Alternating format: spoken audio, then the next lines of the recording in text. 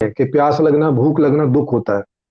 तो इस इन चीजों को भी हमें थोड़ा समझना समझना जरूरी है कि कई लोग बड़े गलत उदाहरणों को लेते हैं, बड़ी गलत समझ को लेके चलते हैं। प्यास लगना, भूख लगना ये दुख नहीं है। ये दुख कब बन जाते हैं? जब एक लेवल से ऊपर चले जाते हैं। मतलब प्यास एक लेवल से ऊपर चला जाए, प्यास लग रही है, पानी आपको नहीं मिल रहा है और एक लेवल के ऊपर चला गया, तब दुख स्टार्ट होता है। नहीं तो प्यास लगना अच्छी बात है। प्यास लगना अपने आप में एक सुख है।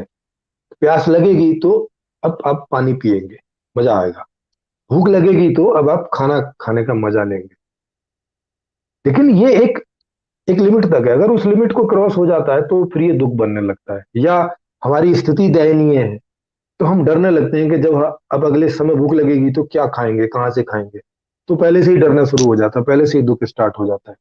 जबकि अभी भूख भी नहीं लगी है और अभी खाने की भी बात नहीं।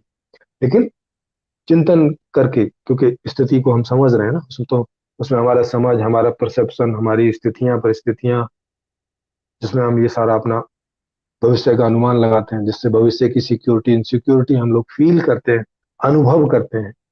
तो ये अनुभव करने के यंत्र हमारे पास है, अंतःकरण चतुष्टय हमारे पास है।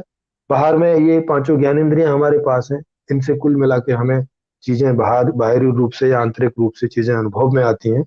और वो हमारे अनुकूल हैं तो हमें वो सुखप्रद महसूस होती है, हमारे अनुकूल नहीं है तो वो हमें दुखप्रद महसूस होती है, हमारे प्रतिकूल है तो हमें वो दुखप्रद महसूस होती है।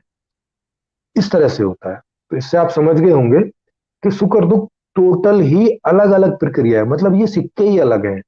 ये एक सिक्के के दो पहलू नहीं है कि एक को रखोगे तो दूसरा भी आएगा, ऐसी कोई जरूरत नहीं है। ऐसा कोई जरूरी नहीं। मैंने आपको अभी थोड़े में समझाया, क्योंकि इसमें आपके और बहुत सारे सवाल उठ सकते हैं। तो वो बात फिर फिलोसॉफी में चली जाएगी, उसमें जाएगी। बाद में उसमें भी हम लोग जाएंगे जब जो डिटेल में इसके ऊपर डिस्कशन करेंगे। आज का मुद्दा तो इसका इंट्रोडक्शन के रूप में ही आप कुछ भी पूछें, कोई भी व्यवस्था से संबंधित, आदमी से संबंधित, आदमी की स्थिति परिस्थितियों से संबंधित, तो एज ए इंट्रोडक्शन थोड़ा थोड़ा मैं आपको एक देता चलूं, जिससे आपको ये भी समझ में आएगा कि बहुत सारी भ्रांतियां समाज में फैली हुई, जिसमें से एक भ्रांति ये भी है। और ये बड़े बड़े अच्छे खासे समझदार लोगों को भी ये भ्रांति, जैसे ओशो तक को ये भ्रांति थी। ओशो पिछली सदी के सबसे ज्यादा बुद्धिमान आदमी के रूप में ऐसे कहे जाते हैं, जाने जाते हैं। उनको भी ये भ्रांति थी कि सुख और दुख एक ही सिक्के के दो पहलू हैं, और बिना दुख के सुख की कीमत या सुख का एहसास या सुख का महत्व हम नहीं समझ सकते। ये उनके स्टेटमेंट्स हैं। इसके ऊपर काफी लंबी लंबी स्पीच है उनकी, जबकि ये पूरी की पूरी भ्रमात्मक बात है।